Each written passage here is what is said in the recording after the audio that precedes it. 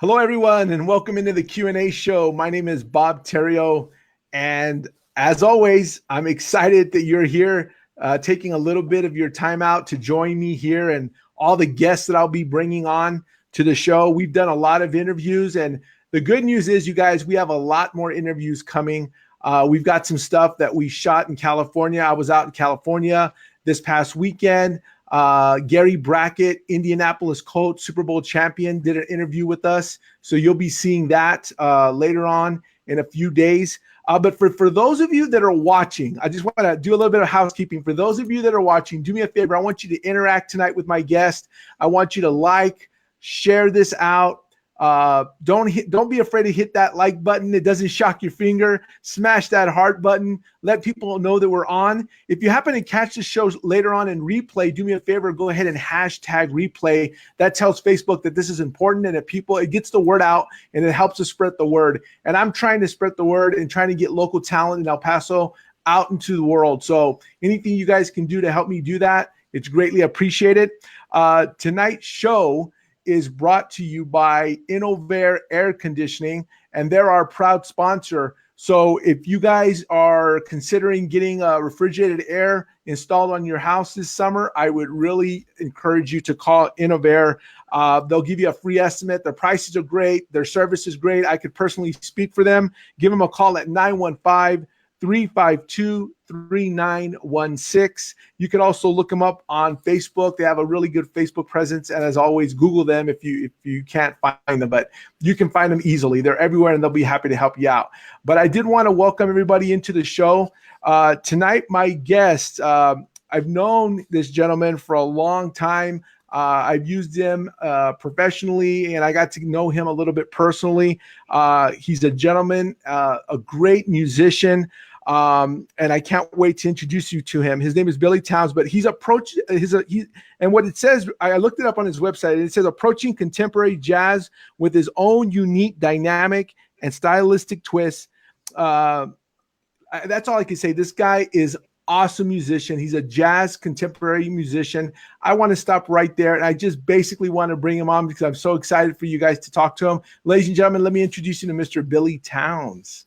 Hey, Billy. Hello, Bob. Thank you very much. It is a pleasure. And I'm very excited to be doing this broadcast with you, man. This is so neat. I love the technology too. It's pretty cool. A little bit of it gets a little glitchy sometimes, but with all technology, you just got to work our way through. Thanks for having me. This is so cool. Thank you. This is really cool. Like I mentioned before, and I told you a little bit before, my goal is to get local talent out into the world. I want to bring Hollywood to El Paso and take El Paso to Hollywood, right? So that's kind of what I want to do. And I built this platform for people that can come on and share their stories, because I think everybody's got a story to tell. And I think you have a tremendous story to tell just from the things that I know about you. I know you're constantly, you're a music staple in El Paso for jazz and things like that. So for all the viewers that don't know you, just if you could give them a little bit of background on you and how you got into music, and we'll take it from there. Well, my mother, it really starts with my mother. She was a piano teacher, and she was probably the inspiration, or the musical inspiration of me just carrying on and doing this, because I heard new music almost every day. She played the piano, she played music, so it kind of seeped into me. My dad loved R&B music from the 60s and everything, so I just grew up around music, whether it's live or recorded. And, from that, getting into the grade school, being in band here in El Paso at Irvin High School, being there, I had an incredible band director, Jimmy Olivas, who got me more into jazz, taught me how to refine the playing, a few things I learned on my own, but his inspiration of loving jazz, just loving music in general, kind of seeped into me. And I just kept it going. I kept playing. Even though my degree's in aeronautics and business, it's another story. But because I got a degree, I went to Embry-Riddle and got a degree in aviation. My pilot's license, I got almost 1,000 hours worth of flying and everything. And some people may say out there, well, why is he flying? Well, I do fly small aircraft. And a friend of mine owns a jet aircraft, so I have a lot of fun flying that. And the bass player that plays, my bass player, Jim Foster, he's a professional pilot. So we're kind of like a band of pilots, in some ways. But So that's your hobby is oh flying, yeah, playing. and I love aviation. But when we were at school, we really kept into playing a lot of music, and we played for our school, we played for our dorm and everything, and we just had a lot of fun back in those days. And I still get into aviation, but then I went off tangentially more into music and the recording art and the performing live, producing, as you know, and everything. And it just sunk in. And I decided to more or less make it a very good part of my career. So by doing that, by playing a lot of all styles of music, mainly jazz, but by playing R&B, I played a little bit of salsa, even some country. I mean, we are in El Paso and Of course. everything. So I really like country music and playing a lot of it and everything. It just made me sink into doing a lot of that. And, basically I've been doing that for a good 25 years, since the early 90s or mid 90s. And, I just have a lot of fun. It's not always been easy. And anybody that goes into the music business knows that this business is hard. It's tough. Work in equals work out. So I had to put a lot of work in to get something out of it. But more and more I put into it, and knowing exactly what to do to maximize, the musical aspects of what I do. It becomes fun, becomes a lot of fun. The older I get, the more fun I have, and I have an incredible band. I play with incredible people here in El Paso and really all around the United States and even the world. So it's a lot of fun, and it absorbs me. And now I get to teach. I'm a professor teaching at the El Paso Community College, and every now and then I lecture at the University of Texas El Paso, and then we go on clinics all around the country. So teaching music, teaching people how to record, playing music, all that becomes a lot of fun, and it absorbs you. So I'm enjoying it. But primarily for the last 25 years, you've made a living in music, correct? Yes, for the most part. And that's hard to say. I mean, there's very hard. There's a lot of musicians out there, and they give it a whirl for a few years maybe, and they give up. I know that you've expanded out. I can remember I was telling you back in the late 80s, early 90s, you would perform with Crunch. Yes. And every time, you didn't always sit in with them, but when you did, boy, it was cool to hear some of those songs you guys played. And those were some of the good old times. Like I say, I mean, I'm an 80s kid, but I remember that's when I was first introduced to you. But then to come to find out, you're like this super duper contemporary jazz guy. I mean, you're unbelievable. How many albums do you have now? Oh, I just finished recording my 16th album. It's entitled This Is What I Said. So I'm working on number 17. Wow. And you're already in the studio doing 17? Already. Did it even before 16 came out. You learn how to really enjoy music and really learn how to have your own voice in creating it. So I can never stop thinking of music, creating music. So I have ideas and everything. But the real production's coming now. I put demos down, but the real production of producing the 17th album, I have that work in progress. So how do you, as a musician, how do you promote it now? I mean, there's so much stuff out there, and streaming has taken over. I mean, you don't see people with CDs and things now. So how do you do it now? How does it work? It now, thanks to technology like we're doing right now, it's easier. I'm sure everybody realized the bulk of the promotion comes online, and we promote it, through my website. The music people can go to my website; they can find out more about it. But now, when you release a CD, a lot of people they download it, so we just really upload our whole albums or our songs or our singles. We upload them, and then we have a distributor online that through their commercialism. You can go to the site CD Baby or iTunes or what have you, and for X amount of dollars or cents or whatever, you can download the songs, so they commercially are viable as far as distributing our music. For promoting, I do it via Facebook. I do a lot of it myself, but CD Baby has some other. They have some promotional programs where they promote our music, and then I get with some of the radio stations. Some online programs through radio stations where they promote it all across the world. I just finished talking with a guy from London. I did a radio liner for him saying, this is Billy Towns. Thanks for listening to my music here on London's best jazz and all that. So everything, instead of having to either go there or to record something and send it to them, I do it here in my studio, and I just send it to them. They help in the promotion. And then we have blasts, what we call radio blasts, that we send all the promotional items of your new album to everybody around the world, all the radio stations around the world via email or what have you. So the majority of the promotion is done online, but I still do good old grassroots.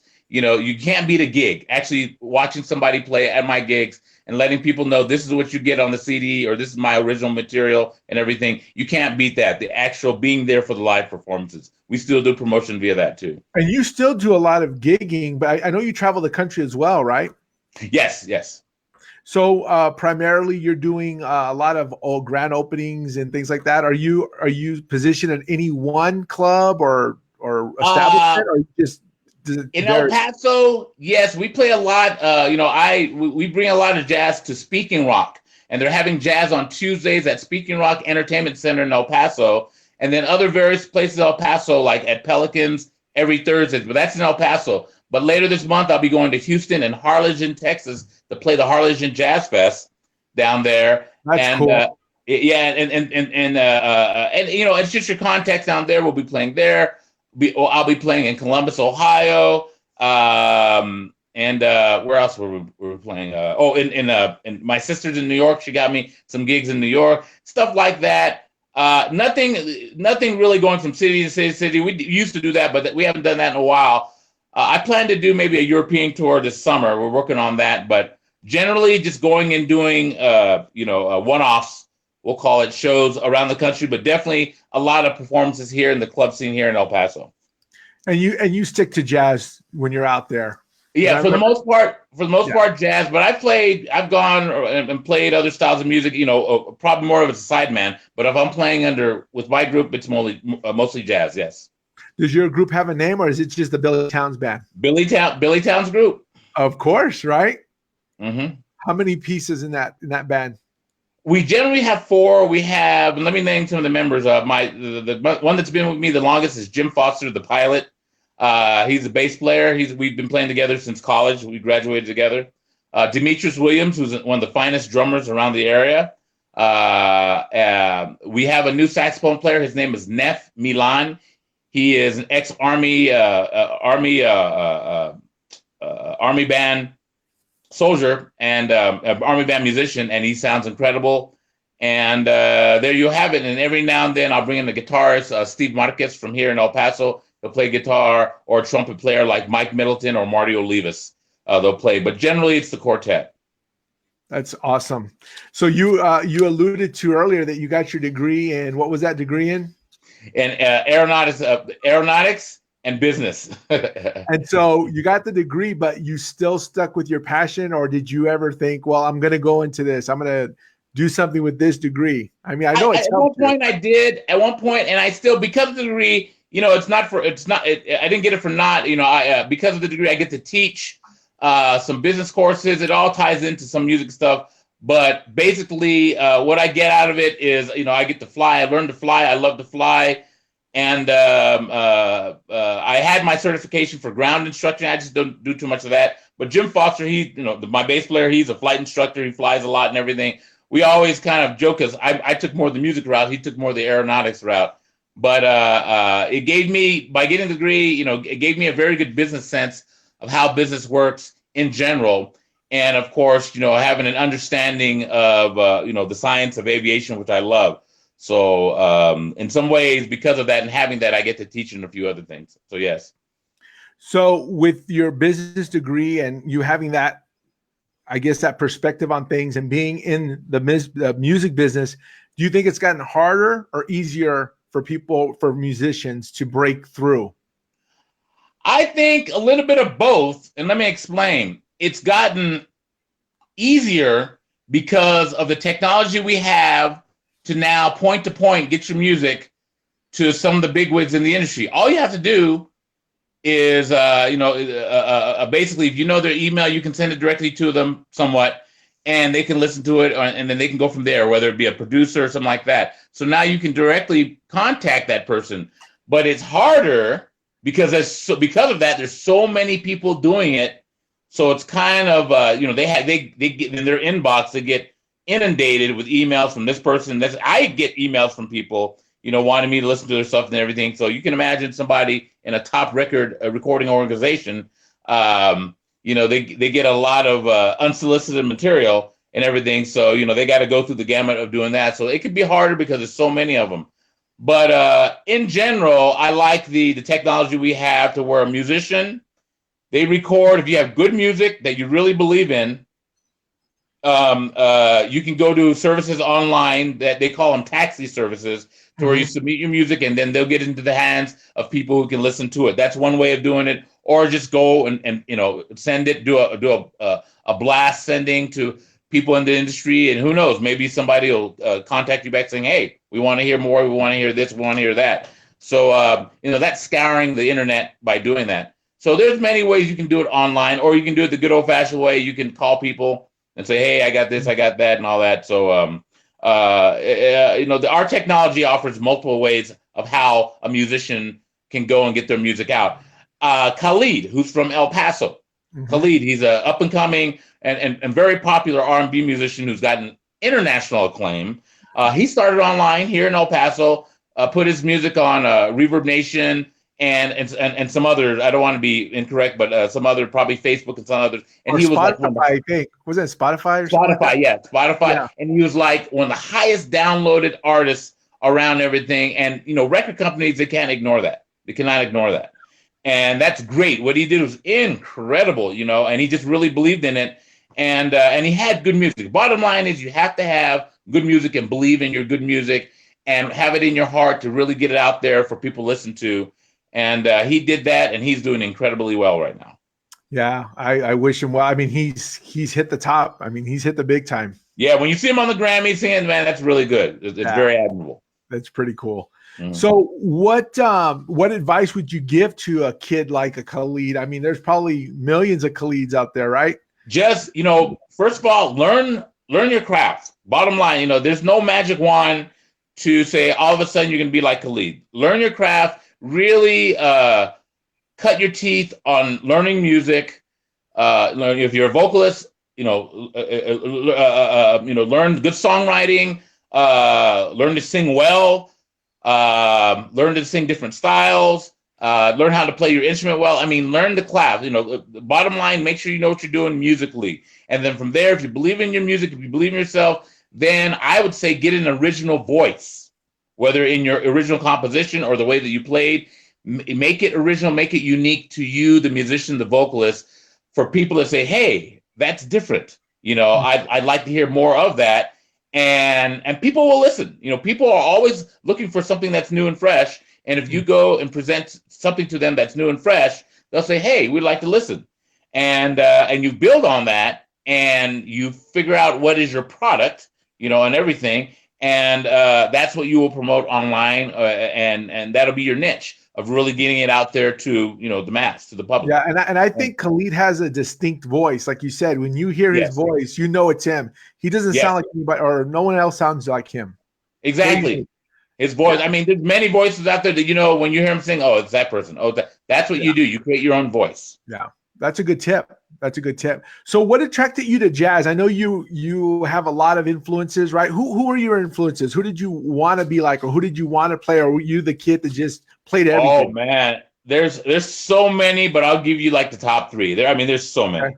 I will say in jazz, Oscar Peterson. Okay. Oscar Peterson, he's no longer with us. He is an icon in jazz piano, and I listened to him since I was in college, still do.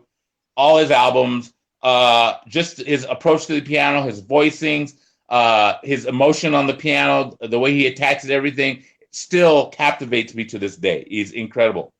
So Oscar Peterson one. I like Dave Grusin. Dave Grusin I like because of his compositional skills, not only in jazz, but the way he composed music for cinematic features, for movies. And he has a few, like The Firm, that's him. Composing all the music, the original music for The Firm with Tom Cruise, right. And that has a piano-based incidental music, a soundtrack for The Firm, and things like that were very creative. So I like Dave Grusin, who was a fabulous jazz piano. He owned a record company too, and he just was a very great composer and incorporated a lot of the top musicians of the time. You have Chick Corea, who is another jazz pianist that has been heralded in both the traditional jazz and the electric jazz fusion, and it's kind of credited with ushering in the electric fusion jazz age too, back in the 60s and 70s. So, and there's and on and on and on. You know, there's so many people that I listen to. I like listening, and some current contemporary piano and keyboard players. Jeff Lorber, he's kind of been around, but he's more of a funk R&B kind of a piano player. A lot of things I listen to. So, and you had said that you mentioned something about soundtracks. I had heard somebody told me that you have written music for soundtracks. Is that true? Yes, not only do I, with the music, I love producing films. We did I've done 3 feature-length films. 2 I directed. 1 I provided the soundtrack to. I take it back. 2 I provided the soundtrack to. And that's another story. That's not only dealing with the compositional factors, but you have to have the music to go with what you see visually. And thank God we beta tested software from Sony. They're not eMagic of Vegas. They gave us the software to do this with both composing the music, recording the music, and looking at the videos and even editing the videos. They gave us some great software. So I'm very grateful that they allowed us to do that. But just composing music for film, that's another talent. That's another technique of getting it just to be right with what you see visually. And I've done 2 films. I had a lot of fun. It's a lot of work, in my opinion, to do it right. It's a lot of work, but to me, it's a lot of fun and very rewarding, especially when you see your music that you've composed that is synced with what you see on film, whether it be a dramatic scene, an action scene, et cetera, et cetera, et cetera. It's a lot of fun. It's a lot of work, but it's a lot of fun. I would say that's a different skill set. I mean, I know it's musically, but I mean, not every musician could do that. I wouldn't think. Write soundtracks. It's more of a acquired taste because it takes patience. You have to view the film, talk with the director, understand what the director's thinking musically and the theme of the show, and come up with a theme that will work on the director's vision and your vision too. What do you see musically? What kind of layers, what kind of facets can you put to those visuals that you see? And it takes some time. It can be something very minimalistic or it can be something that's complex. But it takes some time to really get it right. And when I did Borderlords 2, I directed and I wore so many hats on that. I did the composition, about half the incidental music, and directed it. I went through many motifs, many phrases, many ideas, sounds, et cetera, to really try to make it work with these scenes. And looking back, I did an okay job. I can always do better. I can always attack it better. But I realized it's a lot of work and a lot in the thinking process to really get something done. That's probably your perfectionism kicking in there. Yeah, it was. Because I look back and I say, oh, man, I could have done that better. Oh, I could have wrote that thing better. Oh, I could have, that's the musician in me. That's the producer in me. But, and that was a lot of work. So, you just get better. Your ears get better. They start getting in tune on what, sounds good or what's more appropriate, et cetera, et cetera. But yeah, but it's a lot of fun. To me, I love doing this. A lot of fun. It sounds like fun. You have a question coming in from Aaron. He says, if you can only listen to one album for the rest of your life, what album would it be? If I can only listen to one album for the rest of my life, what album would it be? A lot of people would say, all the jazzers, all the jazz musicians would say Miles Davis, Kind of Blue, because that's like the most popular album of all time. But that's hard. Yeah, because there's a lot I listen to over and over and over again. So what's your go-to? I would say I would go back to Oscar Peterson live at Birdland. Yeah. Yeah. Or there's a Bill Evans. Bill Evans live too. It's real good. A jazz pianist that was very popular in the 60s, Bill Evans. Live but of album? course Miles, but Oscar Peterson. Huh? Was that a live album? Yes, it was a live album. I love listening to live albums because you get the really true representation of that player. But Oscar Peterson live, oh my God, I never get bored or, I never weary of listening to that. Oscar Peterson live. But contemporary albums, there's a few others. There's an album by Dave Grusin called Migration that I just lived with so long. Bob James, he's another Dave Grusin contemporary that composes for film. Bob James created the music for TV shows, Taxi, and everything. He has some really good music. He has a good a collection of music that he's done over the last 20, 30 years. There's so many, but I guess Oscar Peterson live, I'd listen to that. If I was alone on a desert island, give me Oscar Peterson live. Somebody else is asking here, what keeps you in El Paso? What keeps me in El Paso? Yeah, people say, well, why don't you go to LA? Why don't you go to Chicago and everything? I've been to those places, played in those places and everything like that. But I think I'm an El Paso guy to where I love living here. And I realized when we were doing more extensive touring in the 90s and early 2000s, it's just a flight away, a drive away, or what have you. And we played all throughout, you know, the West Coast, through the Pacific Northwest, everything. I stay here because I love the city. I grew up here, and it's comfortable. It's comfortable, and I like it. I've gotten many offers to go to LA, thought about it, but I just stayed here and really wanted to, you know, hone in on my craft here. And you know, we have a studio. I got into the studio scene here. I built my own studio, and then I got into the education. So a lot of things kept me here. And El Paso is starting to come along as far as being a good culture for music. So it's good to be part of this culture.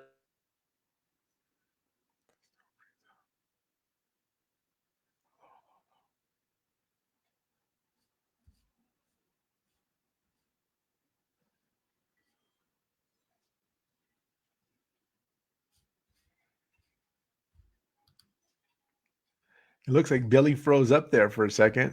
See if he comes back on here. I'll bear with us 1 second, you guys.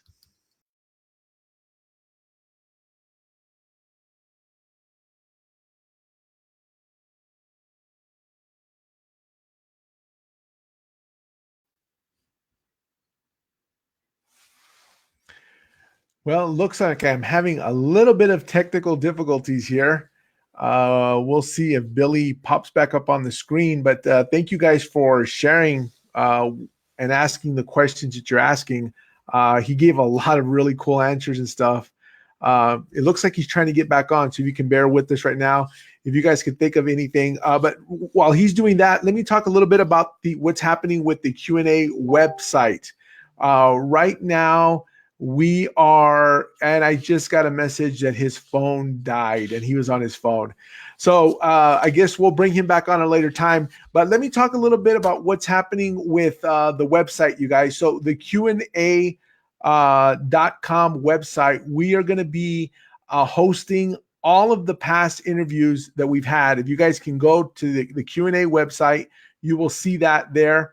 And we're going to have a lot of interviews that that are going to be edited. So they're going to be like special special interviews that we are putting together. I just recently interviewed in LA Gary Brackett, who was a Super Bowl winner. I think it was Super Bowl 41. He did an extensive interview with us. A lot of exciting stuff, personal development stuff. So we look forward to that. So you guys help get the word out. The TheQ&AShow.com is where you want to go. We have a lifestyle page there. So if you're into cars and supercars, that's on there. We have a section for businesses, which is called the Pro Zone. So you guys can go look at that. A longevity, health and wellness section is on there. So tons of great content coming your way. In fact, I encourage you guys to go to that website tonight, check it out. Let us know, leave us comments because we are going to keep bringing you more and more musicians, actors, actresses, anything that's going on in El Paso. What we're trying to do is bring LA, Hollywood to El Paso and put out the best out there, along with the talent that we currently have in El Paso, because there is a lot of talent in El Paso. We know that. We just want to get the platform out there. I think there's too many gatekeepers that prevent people from actually getting their music and their talents out. And so that's one of the things that the Q&A show wants to do, is we want to showcase the talent that we have here in El Paso. So you guys, I appreciate you being here with us tonight. As always, I want to thank Innovair Air Conditioning for hosting and for being our sponsor. And like I said, they're a great company. If you guys need to convert to refrigerated air this year, call them at 915-352-3916. Tell them you saw them on the Q&A show. They are going to be a sponsor for the next few months, and they're a really great company. As always, you guys, thank you for sharing your time with us tonight. We're going to go ahead and upload this show to our website, so it should be up there tomorrow. And I appreciate it. And again, like and share, hashtag live or hashtag replay if you saw this later on. I appreciate you joining me here tonight on the Q&A show. Until next time, good night.